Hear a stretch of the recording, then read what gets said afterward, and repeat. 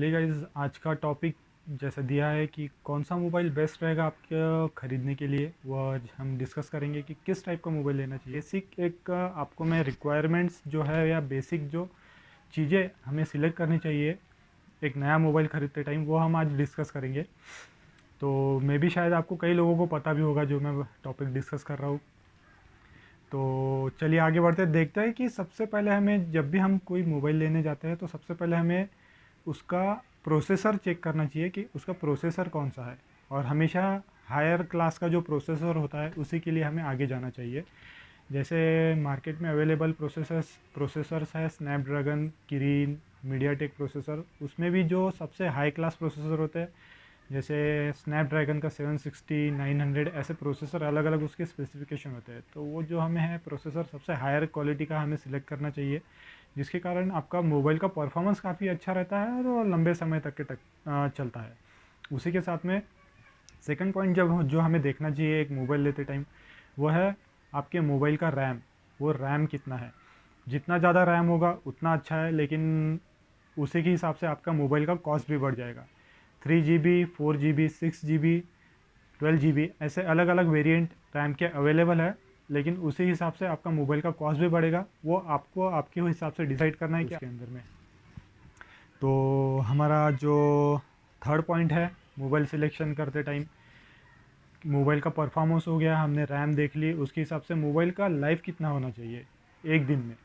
जैसे कि आप एक दिन में सुबह चार्ज करते हो तो आपको कब तक के मोबाइल टिकना चाहिए, कितने देर आप उसका यूसेज है, उसके हिसाब से आप उसका बैटरी भी सिलेक्शन सबसे ज़्यादा इंपॉर्टेंट होता है। तो अलग अलग जो मार्केट में बैटरी के ऑप्शंस अवेलेबल है, 3,500, 4,000, 5,000 ऐसे अलग अलग आपको बैटरी के ऑप्शंस मिल जाएंगे।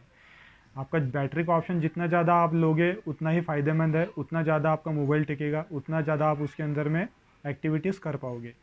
लेकिन जब हायर आप mAh की बैटरी के लिए जाते हैं तो उतना ही प्रॉब्लम उसके चार्जिंग में भी आता है। जितना हायर ज़्यादा mAh होगा उतना ज़्यादा टाइम वो चार्जिंग के लिए लगाएगा। उसी के हिसाब से आपको हायर mAh के साथ में फास्ट चार्जिंग का ऑप्शन अवेलेबल है या नहीं, या फ्लैश चार्जिंग का ऑप्शन उसमें अवेलेबल है क्या नहीं, ये भी आपने सिलेक्ट करना चाहिए कोई भी नया मोबाइल लेते टाइम। तो जिसके कारण क्या है, आप उसे क्विकली चार्ज कर पाओगे और क्विकली यूज़ कर पाओगे। ओके, उसके बाद है हमारा मोबाइल का स्क्रीन रिजोल्यूशन। मोबाइल का स्क्रीन रिजोल्यूशन कितना है वो भी एक फैक्टर है जो आपका मोबाइल सिलेक्शन के लिए आपका बहुत वाइटल रोल प्ले करता है। और मोबाइल का रिजोल्यूशन हाई एंड रिजोल्यूशन का आपने हमेशा सिलेक्ट करना चाहिए। उसके साथ में आपने देखना चाहिए कि मोबाइल के अंदर पिक्सल डेंसिटी कितना है स्क्रीन का, और उसके जो पिक्सल डेंसिटी होता है पर स्क्वायर इंच में कितने पिक्सल्स आते हैं वो आपको चेक करना चाहिए। जैसे 300, 400, 500 ऐसा पिक्सल डेंसिटी होता है। जितना ज़्यादा पिक्सल डेंसिटी हाई रहेगा उतना ज़्यादा मोबाइल में क्लियरिटी रहेगी, उतना ज़्यादा आपको विजन क्लियर दिखेगा। मोबाइल के अंदर जो कुछ भी आप देखना चाहते हो एकदम क्लियर दिखेगा। हाई डेफिनेशन की वीडियो काफ़ी अच्छी से चलेगी उसमें। और साथ ही आपको अगर आप हायर खूब हेवी गेमिंग करते हैं या फिर आपको गेम का ज़्यादा शौक है तो आप उसके हिसाब से मोबाइल के अंदर का जो फ्रीक्वेंसी होता है, रिफ्रेश रेट, वो आपने चेक करना चाहिए। 30 hertz, 30 hertz, 40 hertz, 50 hertz, 60 hertz ऐसा अलग अलग आपको उसमें फ्रीक्वेंसी मिलेगा। जो हायर फ्रीक्वेंसी पे आप जाओगे उतना अच्छा है, उतना अच्छा मोबाइल का आपको स्क्रीन दिखेगा, उतना ज़्यादा आपको गेमिंग और अदर एक्टिविटीज़ हैं जो आपकी काफ़ी स्मूथली होगी हायर अगर आप फ्रीक्वेंसी के मोबाइल पर जाते हो तो। उसके बाद में है हमारा पांचवा पॉइंट जो है वो है मोबाइल का मेमोरी। मेमोरी कितना है उसके ऊपर भी आपका काफ़ी सिलेक्शन क्राइटेरिया डिपेंड होता है। जैसे आपका 64 GB, 120 GB, 550, 520 GB, 1 TB ऐसा अलग अलग ऑप्शन आजकल मोबाइल के अंदर अवेलेबल होने लगा है। जितनी ज़्यादा आप मेमोरी लोगे उतना अच्छा है, उसके लिए आपको अलग से मेमोरी कार्ड स्लॉट की ज़रूरत नहीं पड़ेगी। हाँ, यहाँ पे एक ऑप्शन मैं ये भी क्लियर कर देना चाहता हूँ कि अगर आप मेमोरी कार्ड स्लॉट के लिए जाते हो, ठीक है वो आपका सिलेक्शन क्राइटेरिया, आप मेमोरी कार्ड स्लॉट लेते हो नहीं लेते हो, पर मेमोरी कार्ड स्लॉट में आप लोगे और स्पेशली अलग से आप मेमोरी कार्ड उसमें लगाओगे तो आपका मोबाइल के परफॉर्मेंस को वो अफेक्ट करता है, क्योंकि आपको मेमोरी शेयर करनी पड़ती है दूसरे एक्सटर्नल डिवाइस के साथ में, जिसके कारण आपका प्रोसेसिंग टाइम और डाटा जो फेचिंग का टाइम है वो थोड़ा बढ़ जाता है उसके कारण। तो इसलिए अगर आपका इनबिल्ट मेमोरी है तो काफ़ी अच्छा है। मोबाइल का एक्सटर्नल मेमोरी अगर आप ना लगाए तो ज़्यादा प्लस पॉइंट है। चलिए, मेमोरी के बाद में हम देखते हैं हमारा 7वां पॉइंट जो है वो एंड्रॉयड का वर्जन। आपका एंड्रॉयड का वर्जन कौन सा अवेलेबल। जब भी आप लेटेस्ट मोबाइल कुछ लेने जाते हो तो आपने हमेशा उस एंड्रॉयड के वर्जन को सिलेक्ट करना चाहिए जो लेटेस्ट चल रहा हो, जो सबसे हायर एंड्रॉयड वर्जन अवेलेबल हो आज की डेट में। तो आपने सिलेक्ट करके वैसा एंड्रॉयड वर्जन आपने सिलेक्ट करना है, जिसके कारण आपको क्या है लेटेस्ट अपडेट्स और लेटेस्ट अपडेटेड सॉफ्टवेयर आपको यूज़ करने मिलेंगे। नेक्स्ट पॉइंट है कैमरा। जितना आपका मोबाइल का मेगापिक्सल का कैमरा होगा उतनी ज़्यादा आपकी पिक्चर क्लैरिटी काफ़ी अच्छी आएगी और साथ में ही उतनी ज़्यादा वो आपका मेमोरी कंज्यूम करेगा।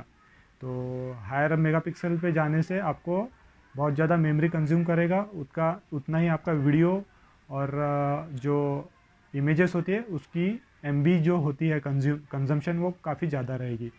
तो अगर आप काफ़ी वीडियो शूटिंग करते हो, आपको कुछ यूट्यूब वीडियो बनाने या फिर आपको कुछ और आपको बाहर जाके फ़ोटोज़ अच्छी लेनी है या फिर आप कुछ और एक्टिविटी करते हो कैमरे के साथ में, तो आपका कभी भी आपने उस हिसाब से हायर मेगापिक्सल का ही मोबाइल सिलेक्ट करना चाहिए। जो मोस्ट इम्पॉर्टेंट एस्पेक्ट है जो हम कभी देखते नहीं या फिर निगलेक्ट कर देते हैं वो है मोबाइल का स्क्रैच टेस्ट और बेंड टेस्ट जो होता है। स्क्रैच टेस्ट, बेंड टेस्ट और उसके बाद में ड्रॉप टेस्ट, ये ऐसा इंपॉर्टेंट फैक्टर है जो हम जनरली मोबाइल लेने के लिए जाते टाइम हम ये कभी देखते नहीं है या फिर कहीं पे ऑन पेपर या आपको कहीं पे ये मिलेंगे नहीं। ये आपको हमेशा आपको मिलेंगे तो आपको यूट्यूब पे या फिर किसी दूसरे आपको साइट पे आपको सर्च करके ये टेस्टिंग आपको देखनी पड़ेगी।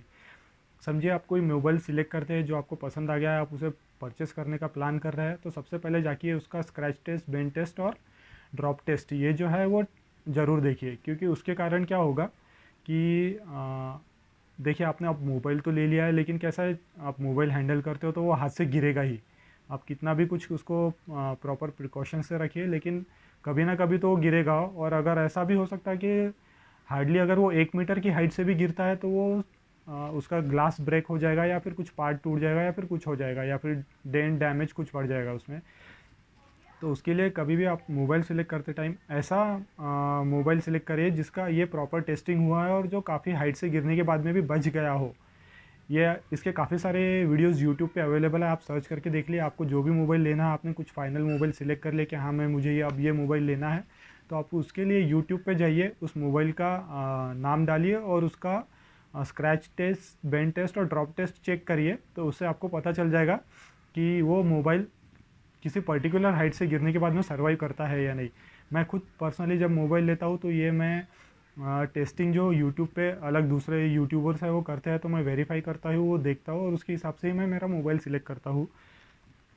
और लकीली मैं आपको बताता हूँ मेरा खुद का पर्सनल एक्सपीरियंस है। कई बार मेरा मोबाइल 7-8 फीट से गिरने के बाद में भी बच गया, टूटा नहीं। वो इसी कारण क्योंकि ये मोबाइल पर्टिकुलरली उस टाइप की टेस्टिंग से गुजर चुका है या फिर बनाने वाले ने उसे ऐसा बनाया है कि वो गिरने के बाद में भी टूटेगा नहीं। और कई सारे मोबाइल ऐसे होते हैं जो ब्रांडेड होते हैं, जो आप बहुत ज़्यादा 50-60-70 हज़ार रुपये आप स्पेंड करके वैसा मोबाइल लेते हो, लेकिन उसका फ़ायदा कुछ नहीं होता। अगर वो कुछ एक साधारण 1 मीटर से की हाइट से भी गिरने के बाद अगर टूट जाता है तो ऑब्वियसली आपको वापस जाके उसके लिए स्क्रीन के लिए और अदर पार्ट्स के लिए आपको फिर से खर्चा करना पड़ेगा, जो हर किसी के पॉकेट पे एकदम हेवी बर्डन हो सकता है। तो ये फैक्टर है जो आपको हमेशा सिलेक्ट करना चाहिए एक मोबाइल लेते टाइम। थैंक यू दोस्तों। आपको मेरा वीडियो पसंद आया तो आप लाइक करिए, सब्सक्राइब करिए और उस बेल आइकॉन को प्रेस कर दीजिए, जिसके कारण आपको मेरे नए वीडियो अपलोड होने के भी आपको नोटिफिकेशन मिलेंगे। Thank you guys.